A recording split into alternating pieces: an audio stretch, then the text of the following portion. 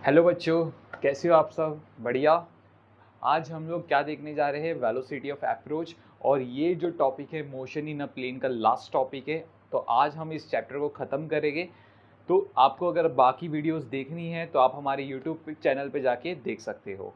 ठीक है, so let's start the lecture without wasting any time. So यहाँ पर वेलोसिटी ऑफ अप्रोच की जब हम बात करेंगे तो class let's take an example. If for example this is a body A and this is another body B, lies on the same line, दोनों एक ही लाइन पे लाई कर रहा है। Let's join them like this. A की जो velocity होगी it is in this direction, velocity of A V A bar, and B की जो डायरेक्शन होगी that is in this direction, I will write down V B bar. Correct? Okay, V A bar it is on the right side and V B bar is on the left side. तो जब आप देखोगे this two bodies are approaching towards each other, ये दोनों body एक दूसरे की तरफ आ रहे हैं, है ना? ये दोनों बॉडी एक दूसरे की तरफ आ रहे हैं। तो ए क्या देखेगा कि बी उसकी तरफ कितनी स्पीड से आ रहा है, हमें ये पता लगाना है। ए क्या देखेगा कि बी उसकी तरफ कितनी स्पीड से आ रहा है। तो इसका मतलब क्या हुआ, velocity of A with respect to B हम पता लगाएंगे। What is velocity of A? That is V A bar. और वेलोसिटी ऑफ बी क्या है? लेफ्ट की तरफ है, हमें पता है minus, relative velocity find out करें तो माइनस आएगा। एंड वी बी बार की जो direction it is towards left, so minus we B bar, minus minus become plus, so therefore V A bar plus V B bar. So this is the relative velocity. इसी velocity को हम बोलते हैं velocity of approach. दोनों body को एक दूसरे की तरफ आना, ये दोनों बॉडी एक दूसरे की तरफ आ रही है, मतलब एक दोनों बॉडी एक दूसरे को अप्रोच कर रही है। तो जब ए बी को देख रहा है तो ए के अकॉर्डिंग बी इस स्पीड से आ रहा है। इसके ऊपर हम न्यूमेरिकल्स देखेंगे तब चीज़ें आपको और भी ज़्यादा क्लियर होगी। ठीक है, अभी यहाँ पर चलो एक एग्जाम्पल और लेते हैं। तो यहाँ पर if this is body A moving in this direction with the velocity we A bar, and this is body B moving in this direction with the velocity V B bar, है ना? both the bodies lies on the same line, दोनों body same line पे lie करेगी। So in this scenario if I tell you that velocity of A is greater than the velocity of B, A की velocity B की velocity से ज़्यादा है, तो इस केस में क्या होगा? आप देखोगे कि ए बी को अप्रोच कर रहा है। ए क्या कर रहा है? बी को अप्रोच कर रहा है, मतलब ए बी के नज़दीक आते जाएगा। As the time proceed A B के क्या होगा? नज़दीक आते जाएगा।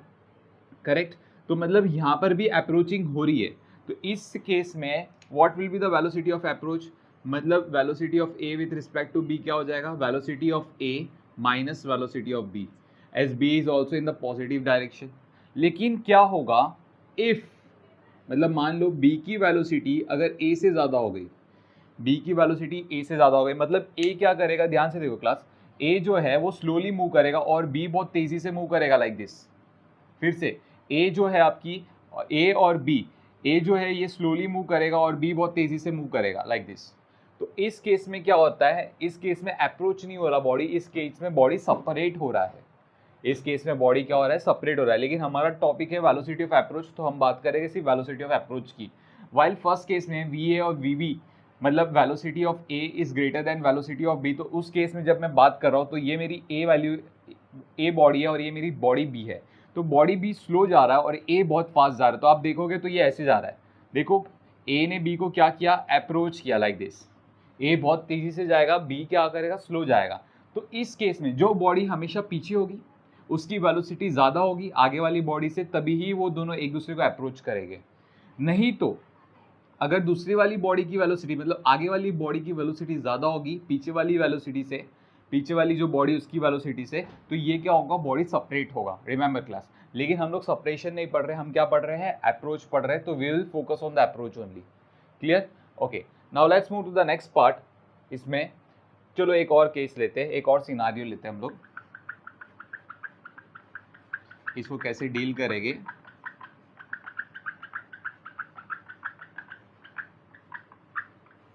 या तो फॉर एग्जाम्पल अभी इस केस में let's say this is my body A and this is my body B, ठीक है? And this is the line joining them, ये एक लाइन है जो इनको ज्वाइन कर रहा है। A is moving in this direction with the velocity we A by making an angle theta. उसी तरीके से मैं आपको कहूँगा कि सपोज, मतलब मान लो बी इस डायरेक्शन में जा रहा है, this is V B, by making an angle, let's say यहाँ पर जो एंगल बन रहा है ये अल्फा बना रहा है। सो इन दिस केस क्या ये दोनों बॉडी अप्रोच हो रही है? यस, ये दोनों बॉडी अप्रोच होगी, लेकिन मैंने आपको पहले बताया अप्रोच के लिए कंडीशन क्या होना चाहिए, V A is greater than V B, like this for this case, है ना। अगर बी यहाँ पर आता तो ऑलरेडी अप्रोच होता, बी इस डायरेक्शन में होता, मतलब बी एक ही डायरेक्शन में होता तो ऑलरेडी बॉडी अप्रोच होता। तो in this case what we will do, A को रिजॉल्व करेंगे into two components here, A को हम रिजॉल्व करेंगे into two component like this, vertical component and horizontal component. So ये हॉरिजॉन्टल कंपोनेंट बन गया वी ए कॉस थीटा, और जो वर्टिकल कंपोनेंट बन गया वो क्या हो गया, वी ए साइन थीटा। उसी तरीके से वी बी को भी रिजॉल्व करेंगे into two component, this is V B cos alpha and this one will be VB sin alpha, like this. तो in this case what is the velocity of A with respect to B? तो जब आप velocity of A with respect to B देखोगे in x direction, this line is your x axis, मैं यहाँ पर लिख देता हूँ, this is x axis and this is y axis. so ये जो लाइन है आपकी x axis है, तो हम x axis पे देखेंगे क्या होगा, है ना। हमेशा क्लास याद रखो, आपको वेलोसिटी ऑफ अप्रोच में वही वेलोसिटी लेनी है, ओके, जो ए और बी जो लाइन से जुड़ी होगी, है ना। ए और बी को सबसे पहले हम लाइन से ज्वाइन कर दो, उनको ए और बी को लाइन से ज्वाइन कर दो, और फिर उस लाइन पे जो भी वेलोसिटी की कंपोनेंट होगी उसी वेलोसिटी को हम लेंगे, वही आपकी वेलोसिटी ऑफ अप्रोच बताएगा। So velocity of A with respect to B क्या हो जाएगा, what is the velocity of A in this case, V A cos theta, line पे उसकी जो कंपोनेंट है, मीन्स ए बी वाली जो लाइन है उस पर कौन सी कंपोनेंट आ रही है, वी ए कॉस थीटा आ रही है। उसी तरीके से बी की कौन सी कंपोनेंट आ रही है, V B cos alpha. So I will write down minus we B cos alpha. So in this case this is your velocity of approach, this is your velocity of approach. याद रखना है class आपको ये। चलो मैं आपको एक example और देता हूँ। लेट्स से यहाँ पर if this is A, suppose, correct, ये आपका ए है और यहाँ पर ये आपका बी है। लेट्स से ए जो वेलोसिटी है it is in this direction, that is V A, and B जो है वो इस डायरेक्शन में है, दैट इज़ वी बी। तो सबसे पहले हम क्या करेंगे, सबसे पहले ए और बी को एक लाइन से जोड़ दो, ए और बी को एक लाइन से जोड़ दो लाइक दिस, है ना। और इस लाइन को हम एक्स एक्सिस मान लेंगे, मतलब मान लो ये आपकी एक्स एक्सिस है और ये आपकी वाई एक्सिस है, लाइक दिस, है ना। जो लाइन ए और बी को ज्वाइन करेगी हमेशा उसको एक्स एक्सिस मान लो, क्लियर। लेट्स से ये वाली जो एंगल है आपकी, this angle is known as theta, इस एंगल को मैंने क्या बोल दिया, theta, clear.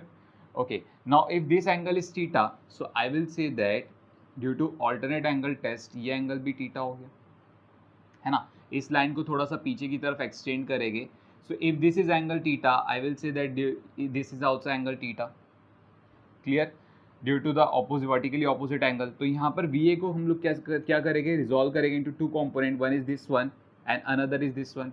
This component become we A cos theta and this component become V A sine theta, clear. उसी तरीके से वी बी को भी हम रिजॉल्व करेंगे, इस बी को हटा देता हूँ मैं यहाँ पर लिख देता हूँ, ठीक है। तो वी बी को भी हम रिजॉल्व करेंगे into two component, one along X axis and another along Y axis, like this. Now class here this is theta, this will be 90 minus theta, क्योंकि ये 90 है आपका, करेक्ट। तो ये 90 माइनस थीटा हो गया। नाउ दिस इज 90, तो ये 90 माइनस थीटा है, तो ये आपका थीटा हो जाएगा, करेक्ट। तो ये वी बी है, तो ये क्या हो गया, v B cos theta and this will be v b sine theta. तो in this case what will be the velocity of approach? So velocity of approach VAB, मैंने आपको बताया वही वाली कंपोनेंट लेनी है जो AB लाइन को जोड़ती है, जो AB लाइन पे है, करेक्ट। जो AB लाइन पे A की कौन सी कंपोनेंट AB लाइन पे है, VA cos थीटा, और B का कौन सा है, VB sin थीटा। सो इस केस में ये वाला आपका बना वेलोसिटी ऑफ अप्रोच, करेक्ट। तो ऐसे हम एग्जाम्पल्स करेंगे तब आपको ज़्यादा चीज़ें क्लियर होगी, ठीक है। तो अभी के लिए आप ये कॉपी करो, उसके बाद हम एग्जाम्पल स्टार्ट करते हैं। Here we are with our first question. Question is at t is equals to 0, two particles A and B start moving with same speed along the sides of an equilateral triangle as shown in the figure. मतलब जब time t is equals to 0 है तो particle A यहाँ पर है और particle B यहाँ पर है, और यहाँ से मूव करना इन्होंने चालू किया। Find the velocity of approach of A with respect to B at time there are the two sub question. First time है आपका t इज इक्वल्स टू 0 और सेकेंड टाइम है आपका t is equals to 5 second. Fine, good. Length of an equilateral triangle is 10 metre. इन्होंने बोला है कि time t is equals to 0 second पे velocity of approach find out करो of a with respect to b and time t is equals to 5 second पे. So let's start this question. And velocity of a and velocity of b both of them is 1 metre per second. दोनों भी क्या है 1 metre per second. So this is the velocity of b which is 1 metre per second. And this is an equilateral triangle, so we know that equilateral triangle is making an angle of 60 degree. Okay, so now what we will see, सबसे पहले at t is equals to 0 पे particle a यहाँ पर था, particle b यहाँ पर है. तो पार्टिकल a और पार्टिकल b को एक लाइन से ज्वाइन कर दो. तो ऑलरेडी जॉइंट है a and b with a line. ठीक है, तो ज्वाइन करने की ज़रूरत नहीं. अब जो भी वेलोसिटी होगी हम उस वेलोसिटी को इस लाइन पे रिजॉल्व करेंगे. जैसे कि यहाँ पर हमें पता है वी ए ऑलरेडी इस लाइन पे डायरेक्टेड है, लेकिन वी बी इस लाइन पे डायरेक्टेड नहीं है. तो मतलब हमें किसको रिजॉल्व करना है, वी बी को रिजॉल्व करना है. तो वी बी को इस लाइन पे रिजॉल्व करेंगे, मतलब हम लोग मान लेंगे जब particle time T is equals to 0 है, so this is my X axis and this is my Y axis, ऐसा मान लेंगे. ठीक है, the line which is parallel, this line is my X axis and the line which is perpendicular to the X axis is known as Y axis.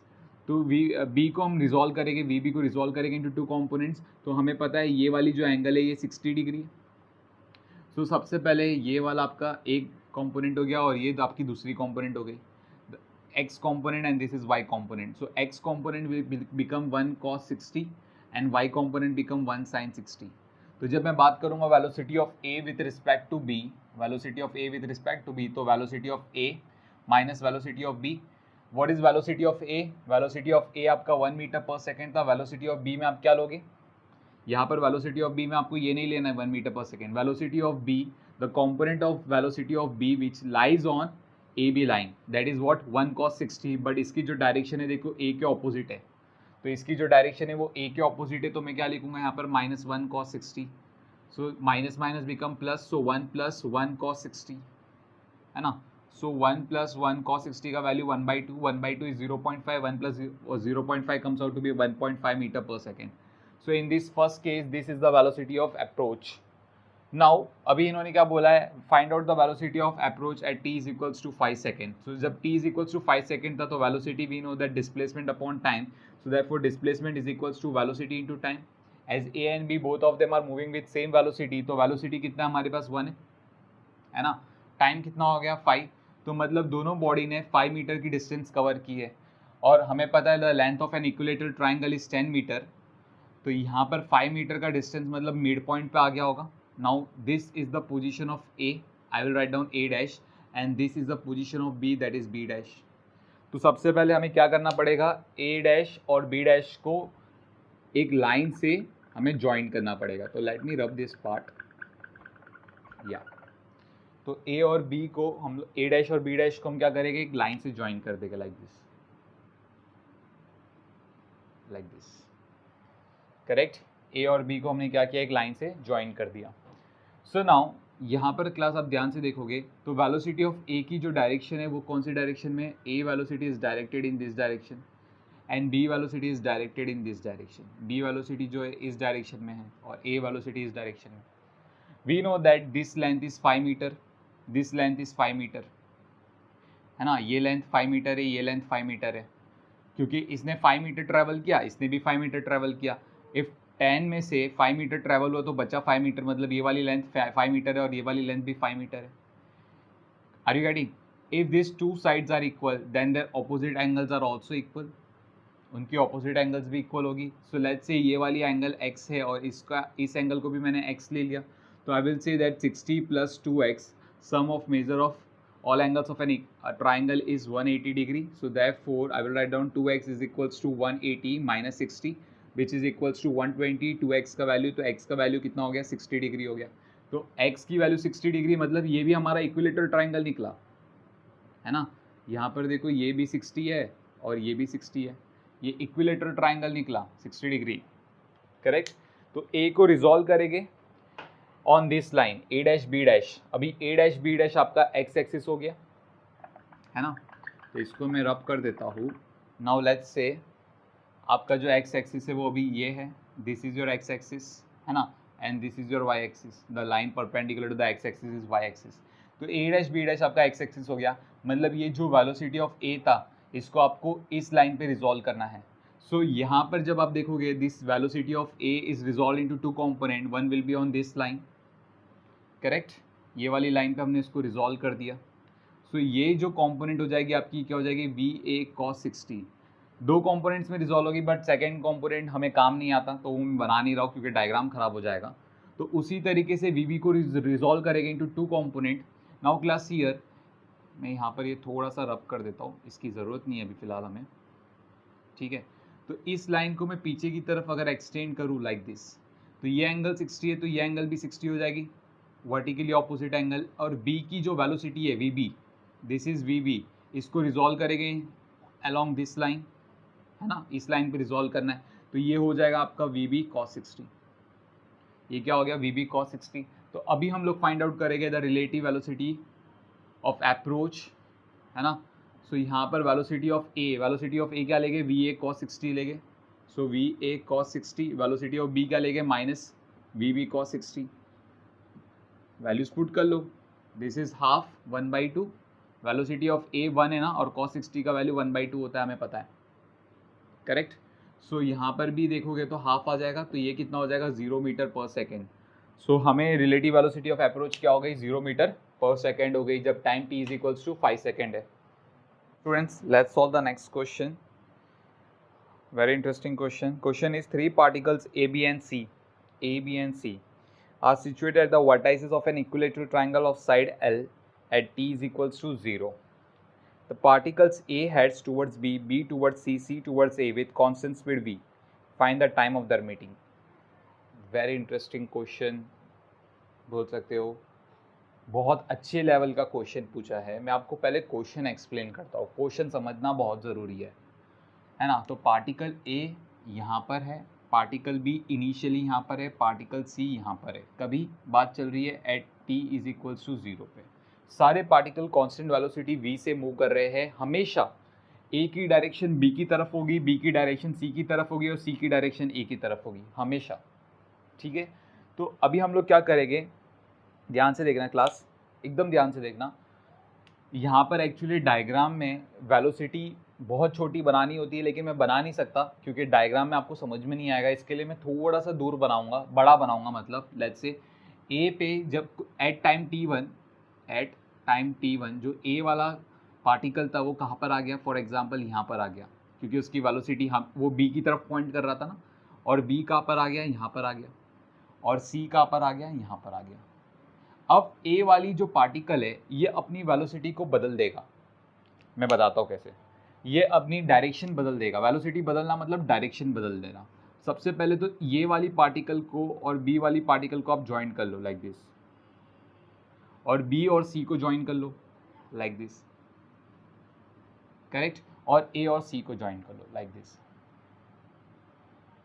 ऐसे कुछ, है ना। तो अभी ए की जो डायरेक्शन होगी, पार्टिकल ए की डायरेक्शन होगी वेलोसिटी की, वो इस लाइन पे होगी। वो हमेशा क्या, मैंने आपको पहले ही बताया ना, वो हमेशा बी को पॉइंट करेगा। तो पार्टिकल ए ने देखो पहले ऐसे जा रहा था, अब इसने अपनी डायरेक्शन बदल दी। वैसे ही बी पहले सीधा जा रहा था, लेकिन सी को देख के बी हमेशा सी को फॉलो करेगा, तो सी की तरफ आने की कोशिश करेगा। तो बी ने अपनी डायरेक्शन बदल दी, इस लाइन पे आ गया। उसी तरीके से सी ने अपनी डायरेक्शन बदल दी, इस लाइन पे आ गया। अभी बी वाली जो पार्टिकल है इस लाइन पे मूव करेगी, ध्यान से देखना क्लास। अभी बी कुछ टाइम के बाद यहाँ पर आ गया, सबसे पहले ए यहाँ पर आ गया, थोड़ा बड़ा बना रहा हूँ एक्चुअली, बहुत छोटा होता है। ए यहाँ पर आ गया, बी यहाँ पर आ गया, और सी कुछ टाइम के बाद यहाँ पर आ गया। तो जब ए बी सी ने अपनी पोजीशन बदल ली, ठीक है, तो अभी फिर क्या होगा, ए वापस से किसको देखेगा, बी को देखेगा और अपनी डायरेक्शन बदल देगा लाइक दिस। बी ने सी को देखा और अपनी डायरेक्शन बदल दी, सी ने ए को देखा और अपनी डायरेक्शन बदल दी लाइक दिस, है ना। अभी ए ऐसे मूव करेगा, बी ऐसे मूव करेगा और सी ऐसे मूव करेगा। ध्यान से देखो कितनी मस्त सिचुएशन बन रही है ना। अभी कुछ टाइम के बाद यहाँ पर ध्यान से देखना, अभी बी ए वाला पार्टिकल यहाँ पर आ गया, बी वाला यहाँ पर आ गया, सी वाला यहाँ पर आ गया, करेक्ट। तो अभी मैं इनको ज्वाइन करूंगा लाइक दिस।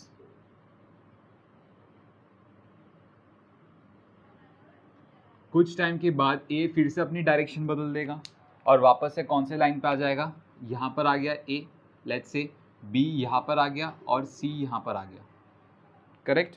तो इन ये फिर से अपनी डायरेक्शन बदल देगा, ए फिर से किसको फॉलो करेगा, बी को फॉलो करेगा, और बी किसको फॉलो करेगा, सी को, और सी किसको फॉलो करेगा, ए को, लाइक दिस, ऐसे कुछ है ना। अब कुछ टाइम के बाद वापस से ए यहाँ पर आ गया, लाइक से बी यहाँ पर आ गया और सी यहाँ पर आ गया, तो इनको फिर से ज्वाइन करेंगे like this, and you will see ये ऐसा कुछ ट्राइंगल फॉर्म हो रहा है ना। ये सारे ट्राइंगल्स है जिनकी सेंट्रॉइड, जो मेन ट्राइंगल था वही सेंट्रॉइड इनकी होगी, और सारे पार्टिकल कहाँ पर आके मिलेंगे, सेंट्रॉइड पे आके मिलेंगे। Clear class, now see here. अब मैं आपको एक चीज़ बताता हूँ, ध्यान से देखना। ये सारे पार्टिकल, जैसे कि ए की जो मोशन है ना, ए की मोशन देखो, ए की जो मोशन है वो ऐसे है, लाइक दिस, ऐसे सेंट्रॉइड पे आके मिलेगा, और जो बी की मोशन है वो ऐसे कुछ लाइक ऐसे सेंट्रॉइड पे आके मिलेगा, और जो सी की मोशन है वो कुछ ऐसे है, एक्चुअली कर्व होगा लाइक दिस, ऐसे। और तीनों भी पार्टिकल कहाँ पर आके मिला, सेंट्रॉइड। सेंट्रॉइड हमारा क्या है, लेट्स टेक जी। ऐसे मूवमेंट होने वाली है, देखो कितना इंटरेस्टिंग क्वेश्चन है। तो आपको पता करना है, आपको क्या पता करना है कि तीनों पार्टिकल का मीटिंग टाइम क्या होगा, तीनों पार्टिकल कौन से टाइम पे मीट करेगा, ये पता लगाना है। मतलब तीनों पार्टिकल कहाँ पर आके मीट कर रहा है, जी पे मीट कर रहा है। तो हमारा क्वेश्चन ये है कि जब तीनों पार्टिकल जी पे आने को कितना टाइम लग गया। वेरी सिंपल, क्योंकि तीनों पार्टिकल जी पे मीट कर रहा है ना, तो हमें सिर्फ क्या पता करना है कि जो पार्टिकल ए है उसको जी पे आने में कितना टाइम लग गया, बस ये पता कर लो, आपका आंसर आ गया। ठीक है, तो आई होप ये डायग्राम आपको क्लियर है। तो यहाँ पर मैं आपके लिए एक और डायग्राम बना देता हूँ। क्लियर, यहाँ पर हम लोग एक और डायग्राम बना देंगे लाइक दिस। ठीक है, सपोज, आई होप ये ट्राइंगल कैमरा में सीधा दिख रहा होगा, नहीं दिख रहा है शायद। Let me rub this and make you another triangle for you guys, है ना। तो यहाँ पर ध्यान से देखो, एक ट्राइंगल और बनाएंगे हम लोग यहाँ पर। Suppose this is A, this is B, this is C, length L बोलिए, इक्विलेटरल ट्राइंगल है, remember. This is centroid G, correct, this is centroid G. Velocity अभी हमें पता है, यहाँ पर ये 60 डिग्री है, ये भी 60 डिग्री है, दिस इज 90, तो ये वाली एंगल हो गई 30 degree, this is 30, then this is also 30, correct है ना class, understood. Okay, now see here, यहाँ पर देखो, ध्यान से देखो जो मैं बता रहा हूँ आपको। ए एल, इसको नेमिंग कर देते, चलो एम कर दिया इस पॉइंट को नेमिंग, ए एम जो होगा, ए एम, सबसे पहले हम पता करेंगे ए एम की साइज़ क्या होगी। क्या पता करेंगे, ए एम की साइज़ क्या होगी। तो हमें पता है साइन सी एल ये है, तो ये भी तो एल होगा ना, इक्विलेटरल ट्राइंगल है। तो हम क्या बोलेंगे, that sine 60 from this triangle, in triangle A M B, in triangle A M B, triangle A M B की बात कर रहे क्लास, मैं बात करूंगा sine 60। Sine 60 is opposite upon hypotenuse, opposite क्या है, ए एम, और हाइपोटेनियस ए बी। तो I write down A M upon A B. तो दैटफॉर ए एम का वैल्यू कितना हो गया, it is A B sign 60, है ना। ए बी का वैल्यू कितना है, एल है, साइन 60 वैल्यू हमें पता है √3/2 होता है, simple. Okay, now see here class, अभी हम लोग क्या करेंगे, ध्यान से देखो। यहाँ पर हमें पता चल गया दैट ए एम की वैल्यू तो हमें आ रही है L√3/2। मुझे फाइंड आउट क्या करना है, we need to find out what is the relation of A G. ध्यान से देखना, ए जी की रिलेशन ए एम के साथ क्या है, ए जी की रिलेशन ए एम के साथ क्या है, हमें ये पता लगाना है। ठीक है, तो अभी हम क्या फाइंड आउट करेंगे, रिलेशन फाइंड आउट करेंगे। देखो क्लास, कैसे रिलेशन फाइंड आउट कर रहा हूँ मैं। यहाँ पर सबसे पहले एक ट्राइंगल बना लो आप। Suppose this is an equilateral triangle, ये आपकी एक इक्विलेटरल ट्राइंगल है, जहाँ पर मैंने बोल दिया है, let's say this line is x axis, ये आपकी एक्स एक्सिस है, और ये वाली जो लाइन है, this line is your Y axis. ठीक है, ये वाई एक्सिस है। तो ये जो ट्राइंगल है इसकी लेंथ एल है, तो ये हो गया L/2, ये हो गया L/2, और ये नहीं पता। अच्छा, ये हाइट भी हम लोग को पता है, ट्राइंगल की हाइट कितनी होती है, L√3/2। तो ये जो हाइट है L√3/2 है, तो कोऑर्डिनेट्स लिख देते हैं 0, L√3/2। ठीक है, और इसकी जो कोऑर्डिनेट्स है वो क्या हो जाएगी, L/2, 0, और इसकी जो कोऑर्डिनेट्स है वो क्या हो जाएगा, 0, -L/2, सॉरी -L/2, 0। तो यहाँ पर जो कोऑर्डिनेट्स हो गया -L/2, 0। ध्यान से देखो, यहाँ पर क्लास सेंट्रॉइड यहाँ पर है, तो सेंट्रॉइड का एक्स कोऑर्डिनेट तो जीरो होगा, हमें पता है। तो मेरा इंटरेस्ट है फिलहाल वाई कोऑर्डिनेट का। वाई कोऑर्डिनेट में हम कैसे पता करते हैं, we know that y1 plus y2 plus y3 upon 3। y1 का वैल्यू कितना है 0, y2 का वैल्यू 0, y3 का वैल्यू L√3/2, तो हो गया L√3/2 और डिनोमिनेटर में 3, तो ये जो हो गया L√3/6 हो गया, करेक्ट। तो जो सेंट्रॉइड की कोऑर्डिनेट से मैं यहाँ पर लिख देता हूँ, सेंट्रॉइड की कोऑर्डिनेट से वो क्या है L√3/6, करेक्ट। L√3/6 मतलब यहाँ पर बोल सकते हैं जी एम का value and this is let's say A, है ना। तो जी एम का वैल्यू हमारे पास है, तो can I write A M, ध्यान से देखो, A M is equals to A G plus G M, A M is equals to A G plus G M, है ना। तो ए जी का वैल्यू क्या हो गया, A G is equals to A M minus G M. What is the value of A M, L√3/2। What is the value of G M, L√3/6, correct. तो यहाँ पर हम लोग एलसीएम ले लेंगे, 3 से मैंने मल्टीप्लाई कर दिया, 3L√3 माइनस L√3 कितना हो गया 2L√3/6, 1 ज़ा 3 ज़ा, तो ये हो गया L√3/3 which can be written as L/√3। तो हम लोग को ए जी मिल गया, मतलब हमें इतना समझ गया पार्टिकल ए ने कितनी डिस्प्लेसमेंट ट्रेवल की। देखो जी पे आके मिल रहा है ना, तो डिस्प्लेसमेंट जो ट्रेवल की है उसने कितनी डिस्प्लेसमेंट ट्रेवल की है, L/√3 डिस्प्लेसमेंट ट्रेवल की है, L/√3 डिस्प्लेसमेंट ट्रैवल की है। चलो फैंटास्टिक, ये पार्ट आ गया है। अभी क्लास ध्यान से देखो, ए की जो वेलोसिटी थी that is velocity v is in this direction, लेकिन वो g पे आके मिल रहा है, तो हम v को रिजॉल्व करेंगे इनटू 2 कंपोनेंट। एक कंपोनेंट इस लाइन पे होगा am, है ना, मतलब ये समझ लो आपका लाइक दिस, समझ लो ये आपकी x एक्सिस है और ये y एक्सिस है, ठीक है, मैंने इसको घुमा दिया है।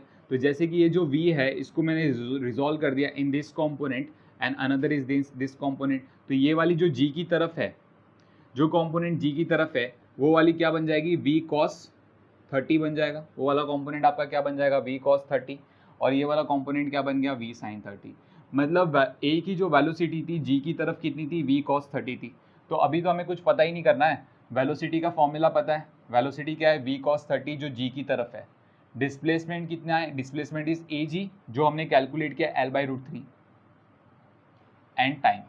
सो देयरफॉर जो आपका टाइम है वो कितना हो गया L/√3, v cos 30 डिनोमिनेटर में आ जाएगा लाइक दिस, है ना। cos 30 का वैल्यू क्या होता है √3/2, so therefore time is equals to L/√3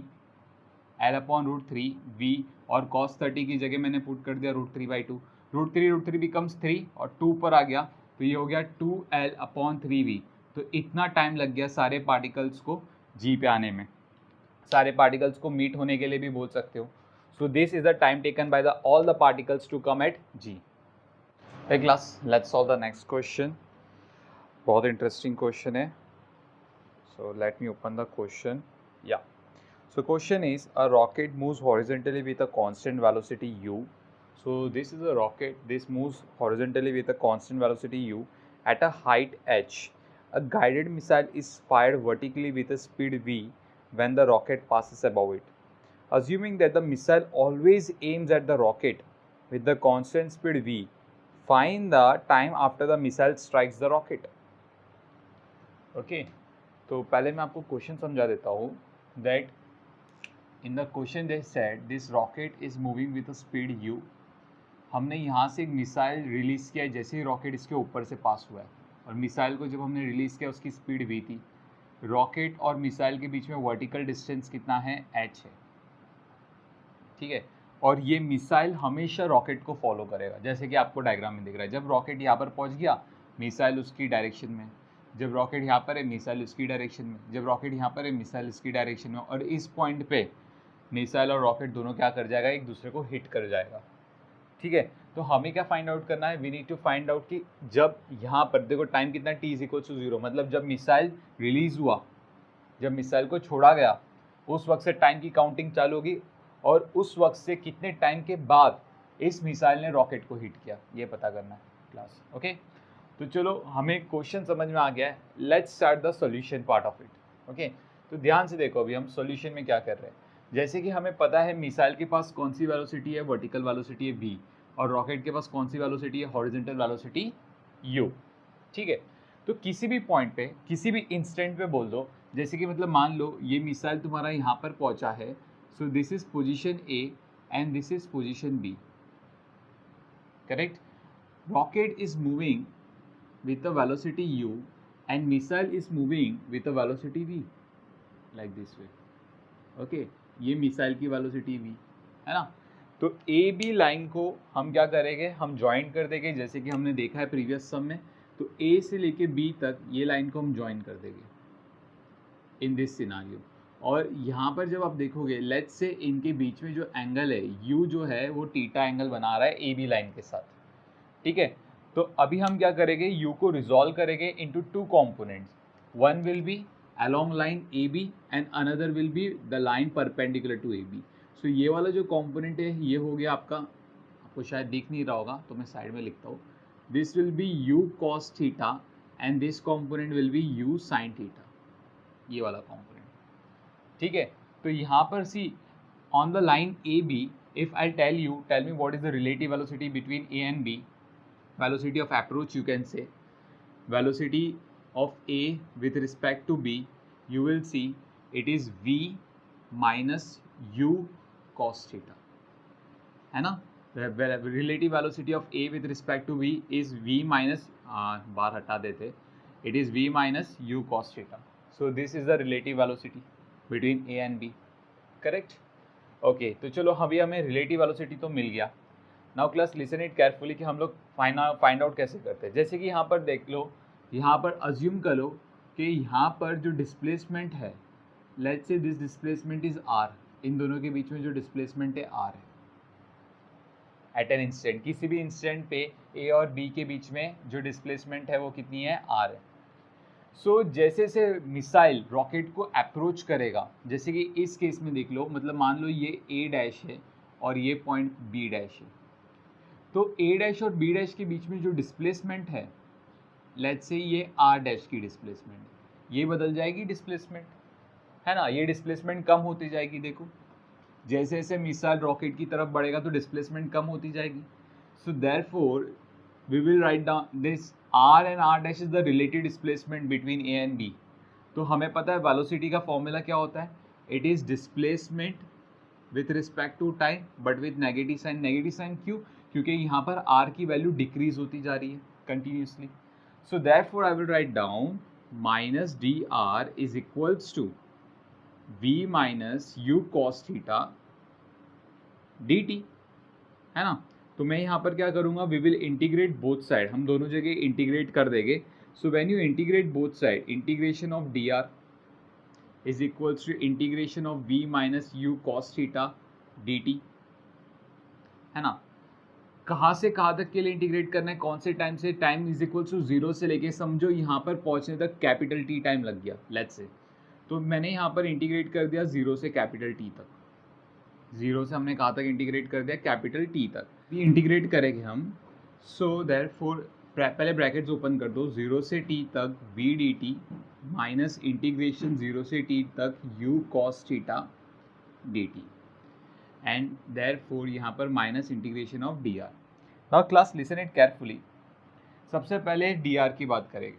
are क्या था हमारा, R is always a distance between missile and the rocket, missile and the rocket.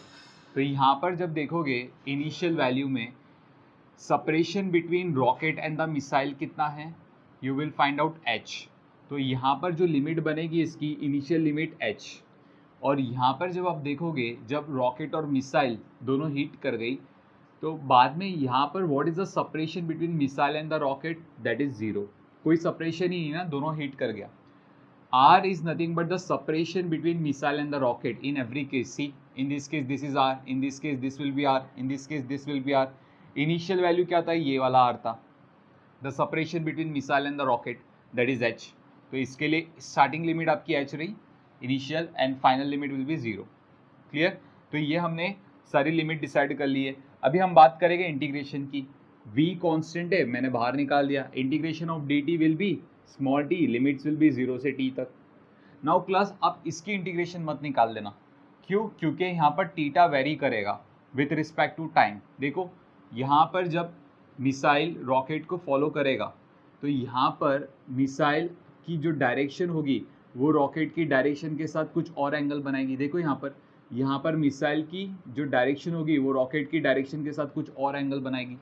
तो ये आपका एंगल बदल रहा है टाइम के साथ, तो यहाँ पर थीटा आपकी वेरिएबल क्वांटिटी है। क्लियर? तो मैं आपको ये सजेस्ट करूँगा कि अभी इसका इंटीग्रेशन मत निकालो, इसका मैं सॉल्यूशन बताऊँगा कैसे करेंगे। सो इसको एज इट इज रखते हैं। डी आर का इंटीग्रेशन हो गया minus R, limits will put H से 0।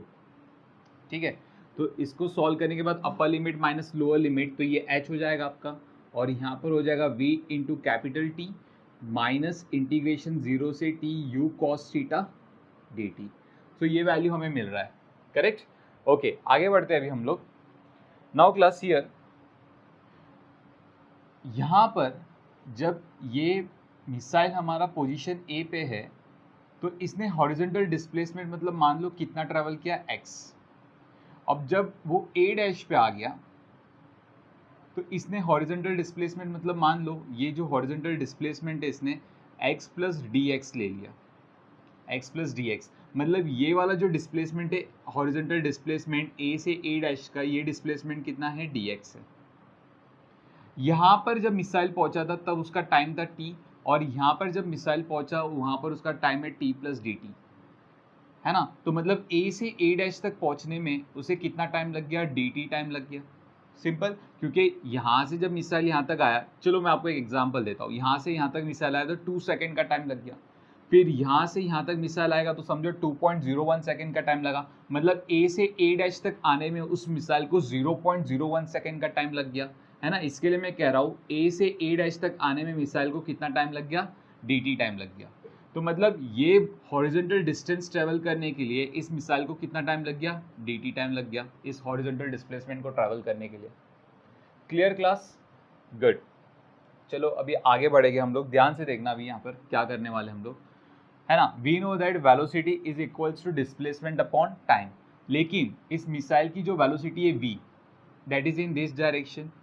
ये जो वेलोसिटी है v, ये हॉरिजॉन्टल लाइन के साथ कितनी एंगल बना रहा है, मैं यहाँ पर हॉरिजॉन्टल लाइन बना देता हूँ।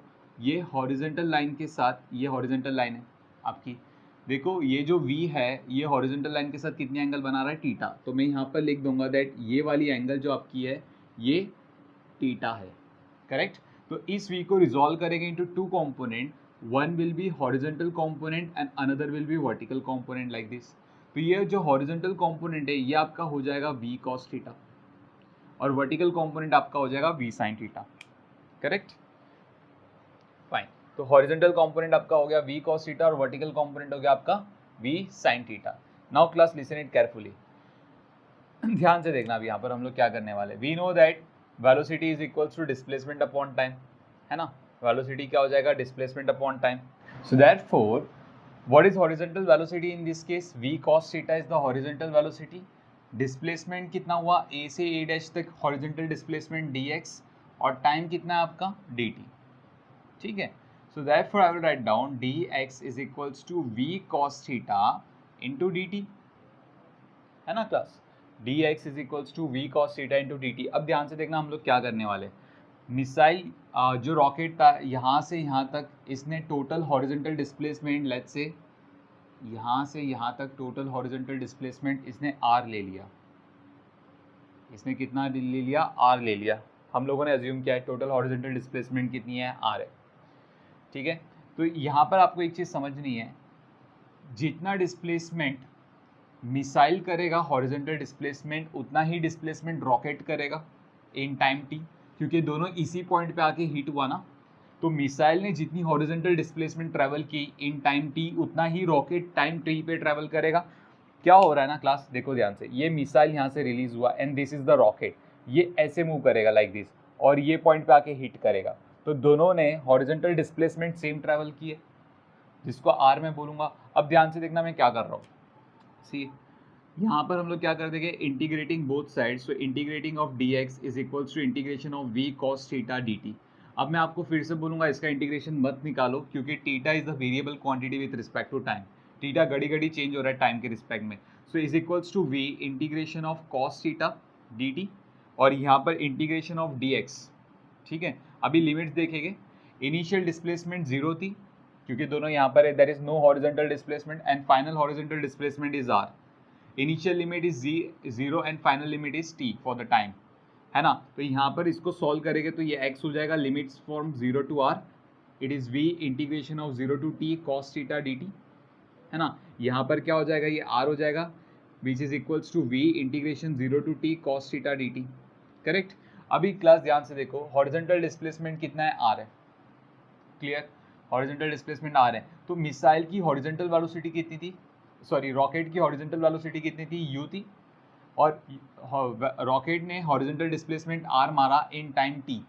तो can I say that for rocket horizontal velocity is equals to displacement is r upon time.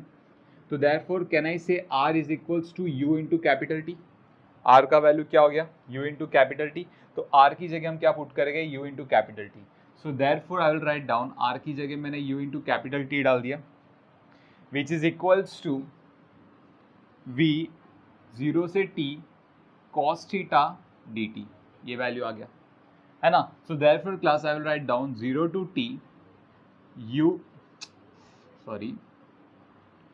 t integration 0 to t cos theta dt is equals to ut upon v। So ये value आ गया। तो यहाँ से class क्या करेंगे हम, ध्यान से देखो, इसी इक्वेशन पे वापस से आ जाएगी, वी टी यू कॉन्स्टेंट है, बाहर निकाल दिया 0 से t cos theta dt, integration 0 to t cos theta dt। तो integration 0 to t cos theta dt का वैल्यू हमारे पास है ut बाई v, तो वही वैल्यू हम यहाँ पर पुट कर देंगे। So therefore I will write down h is equals to v into capital T minus u, और integration 0 to t cos theta dt का वैल्यू क्या है अपने पास, ut अपॉन v। सो ये वैल्यू है हमारे पास, correct class. Okay, now therefore h is equals to v t minus u square t upon v। So taking LCM, तो ये हो जाएगा h is equals to v square minus u square capital T upon v। So therefore time period जो लग गया h into v upon v square minus u square. So missile को इतनी time लग गई रॉकेट